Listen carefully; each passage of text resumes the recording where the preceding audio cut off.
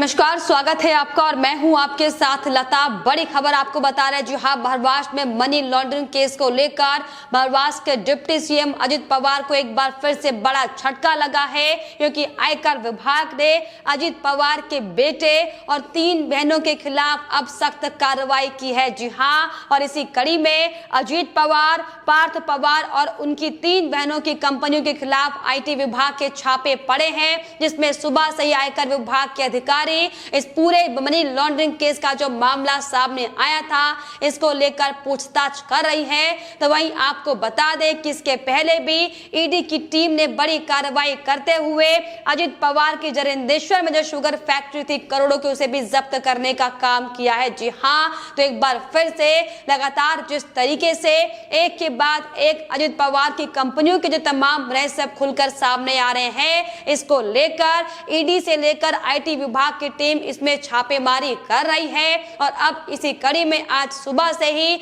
आयकर विभाग की टीम अजित पवार, उनके बेटे सहित तमाम उनकी 3 बहनों के खिलाफ अब बड़ी कार्रवाई करते हुए दिखाई पड़ी है, जिसमें सुबह से ही आज अजित पवार की बहनों के खिलाफ जो उनके नाम से अलग अलग जगह पर कंपनियां बनी हुई हैं, उनके लेकर उनके दस्तावेजों को खंगालने की कोशिश कर रही है, जिसमें साफ तौर पर अजित पवार की बहनों के आवास और अन्य परिसरों के साथ ही कई अलग अलग ठिकानों पर आयकर विभाग की छापेमारी की गई है। जी हां, और इसी कड़ी में आयकर विभाग ने पुणे जिले में 2 शुगर्स पर भी छापेमारी की है। तो वहीं इसके अलावा अहमदनगर में अंबालिका शुगर्स पर भी आयकर विभाग की छापेमारी की गई है। साथ ही साथ सतारा जिले में जरेंदेश्वर शुगर फैक्ट्री और पुष्पेंद्रेश्वर शुगर फैक्ट्री के अलावा नंदुरबार में भी कार्रवाई की गई है। और इसके अलावा बारामती MIDC की एक कंपनी के साथ कटेवाड़ी के एक बड़े शख्स पर भी छापा मारा गया है।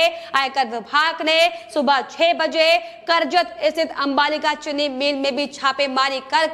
जो लगातार एक के बाद एक जो आरोप अजित पवार की अलग अलग कंपनियों में लगे हैं, उनको लेकर जांचबीन करने का काम किया है। जी हां, तो जिस तरीके से लगातार एक के बाद एक अवैध कंपनियों का निर्माण करने का काम अजित पवार की ओर से किया गया था, हालांकि इसको लेकर हमने तमाम रिपोर्ट्स इससे पहले आपको दिखाई है कि कैसे जरेंदेश्वर में भी शुगर फैक्ट्री गलत तरीके से बनाने का काम अजित पवार की ओर से किया गया था, और कैसे कई शैल कंपनियों के जरिए, शैल आदमियों के जरिए, शैल पर्सन के थ्रू कई अलग अलग जगह कंपनी खोलकर लगातार बड़ा घोटाला करने का काम अजित पवार कर रहे थे, जिसमें हाल ही में जो जरेंदेश्वर में एक शुगर मिल को जब्त करने का काम ईडी की ओर से किया गया था, जिसमें साफ तौर पर यह बड़ा खुलासा हुआ था कि लगातार कंपनी का जो वार्षिक टर्नओवर था वो 1 करोड़ से कम था, लेकिन उस कंपनी ने इस कारखाने को 60 करोड़ से कम कीमत पर खरीदा था।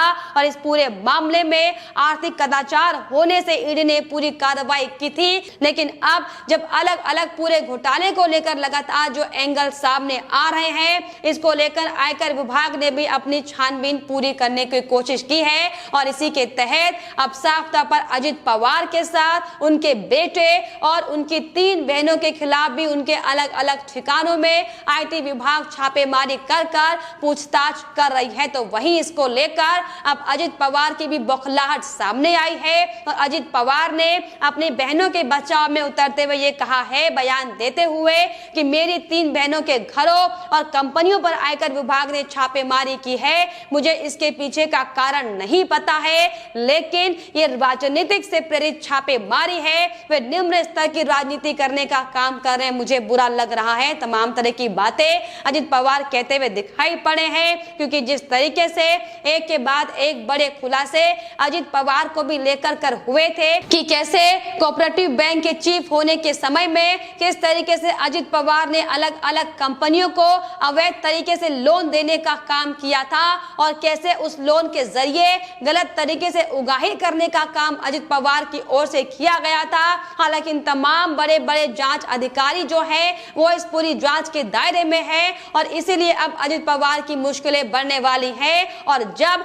लगातार ईडी से लेकर आयकर विभाग का छापा और उनकी जांच का दायरा बढ़ रहा है, तो लगातार अजित पवार इसे राजनीतिक प्रेरित से होने की बात बता रहे हैं, और बयान देते हुए ये कहते नजर आ रहे हैं कि जो चीनी मिल के निदेशकों के यहाँ छापेमारी की गई है, ये बेहद निचले स्तर की राजनीति है, सिर्फ इसलिए कि वो मुझसे संबंधित है उन्हें परेशान किया जा रहा है। इसी तरह शरद पवार को भी परेशान करने का काम किया था और मुझे नहीं पता कि आखिर ये किस तरह की छापेमारी किसके इशारों पर और किसके कहने पर की जा रही है। जी हाँ, तो वहीं इसको लेकर महाराष्ट्र के जल संसाधन मंत्री जयंत पाटिल की भी बौखलाहट सामने आई है और अपनी नाकामी को छुपाने के लिए जो लगातार एक के बाद एक तमाम आरोप महाविकास अघाड़ी सरकार पर लग रहे हैं, इससे बचने के लिए भारतीय जनता पार्टी पर इसका ठीकरा फोड़ने का काम किया जा रहा है। और इसी कड़ी में जयंत पाटिल ने भी आरोप लगाते हुए दरअसल ये कहा है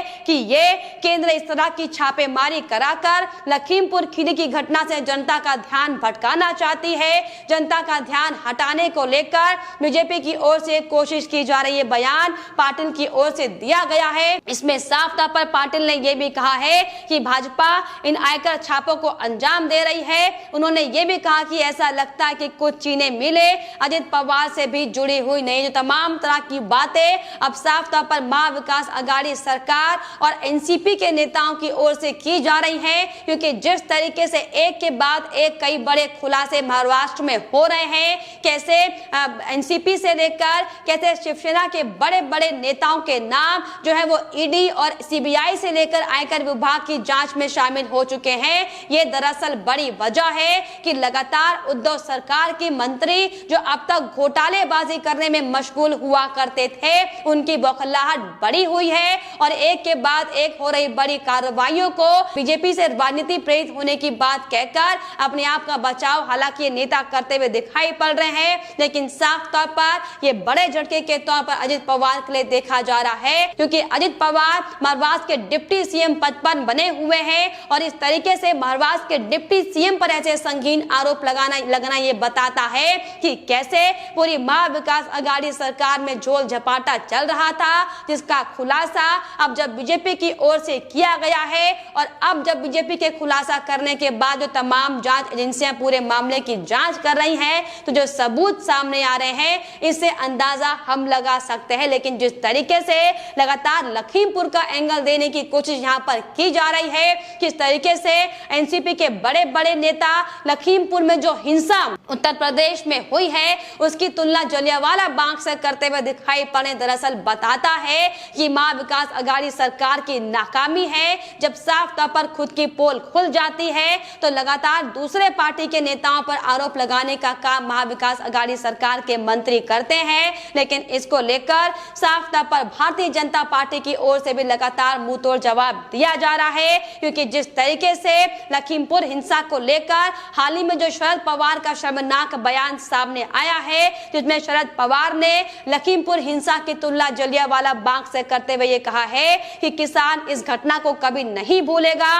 और इसके अलावा शरद पवार ने जिस तरीके से लखीमपुर हिंसा की घटना के लिए बीजेपी को जिम्मेदार बताया है, ये अपने आप में बताता है कि कैसे अपनी नाकामी को छुपाने का काम एनसीपी के नेता और महाविकास अघाड़ी सरकार के बड़े बड़े मंत्री कर रहे हैं। क्योंकि जिस तरीके से जो वाकया लखीमपुर हिंसा में सामने आया है, जिसमें साफ तौर पर अब एक के बाद एक सारी कड़ियां खुलनी शुरू हो गई कि किस तरीके से विपक्षी पार्टी के नेताओं की यह राजनीतिक साजिश का एक हिस्सा था, जिसमें सिर्फ और सिर्फ बीजेपी के नेताओं को निशाना बनाने के लिए यह बड़ा षड्यंत्र उत्तर प्रदेश में रचा गया था। लेकिन इसकी हकीकत पर बात करने की बजाय लगातार शरद पवार की ओर से तमाम उद्धव ठाकरे से लेकर महाविकास अघाड़ी सरकार के मंत्रियों की ओर से इसको लेकर तमाम तरह की बयानबाजी की जा रही है। लेकिन जिस तरीके से शरद पवार ने साफ तौर पर जलियांवाला बाग से इसकी तुलना की है, जिसकी वजह से केंद्रीय मंत्री पीयूष गोयल ने शरद पवार से मुलाकात करने से इनकार कर दिया है, क्योंकि जिस तरीके से पीयूष गोयल और शरद पवार के बीच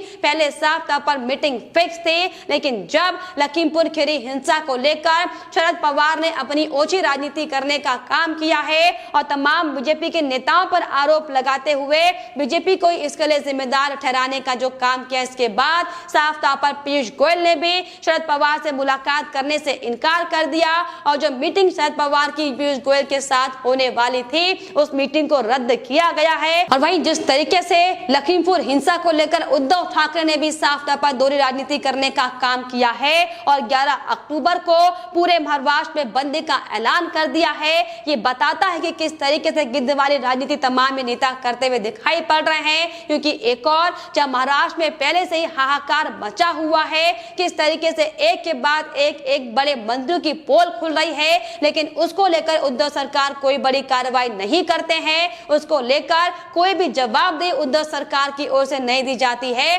लेकिन जब अन्य राज्यों में इस तरह के हिंसात्मक घटनाएं सामने आती हैं, तो उसमें तुरंत मौका परस्त की राजनीति विपक्षी पार्टी के नेताओं की ओर से की जाती है, जिसकी बानगी साफ तौर पर महाराष्ट्र में एक बार फिर से सामने आई है। तो वही बीजेपी नेता मुंगटीवार ने भी शरद पवार के इस बयान पर उन्हें पलटवार करते हुए आईना दिखाने का काम किया है और ये कहा है कि कुछ लोगों को सत्ता से दूर रहना पड़ रहा है, इसीलिए उनके पेट में दरअसल दर्द हो रहा है। लखीमपुर खीरी की घटना और जलियांवाला बाग हत्याकांड दोनों अलग अलग चीजें हैं और बिना जांच के भी प्रतिक्रियाएं देना ठीक नहीं है। कांग्रेस और एनसीपी के शासनकाल में पुणे के पास मावाल में किसानों की किस तरीके से पीठ पर गोलियां चलाने का काम किया गया था, क्या उसे एनसीपी भूल गई है? लेकिन अपने हाथों से किए गए कृत्य पर लगातार एनसीपी कोई बयानबाजी नहीं करती है, लेकिन जब किसी भी तरीके से तोड़ मोड़ कर किसी खबर को पेश करने का काम इन विपक्षी पार्टी के नेताओं की ओर से किया जाता है,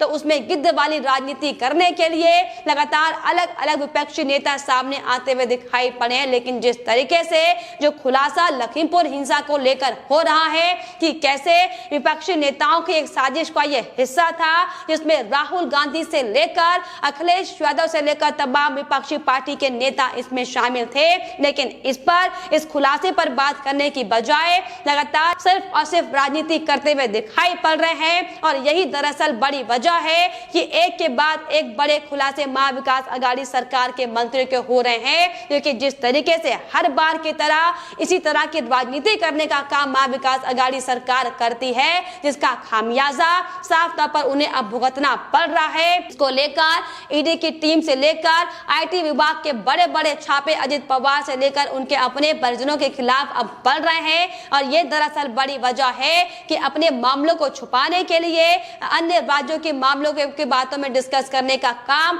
लगातार तमाम तरह के नेताओं की ओर से, विपक्षी पार्टी के नेताओं की ओर से किया जा रहा है, जो कि वाकई बेहद ज्यादा दुर्भाग्यपूर्ण है और साफ तौर पर उनकी नाकामी को दर्शाने के लिए अहम रोल अदा करता है। लेकिन फिलहाल इस पर आपकी क्या राय है, हमें कमेंट बॉक्स में जरूर लिखिएगा। साथ ही साथ हमारे चैनल को सब्सक्राइब करना भी ना भूलें।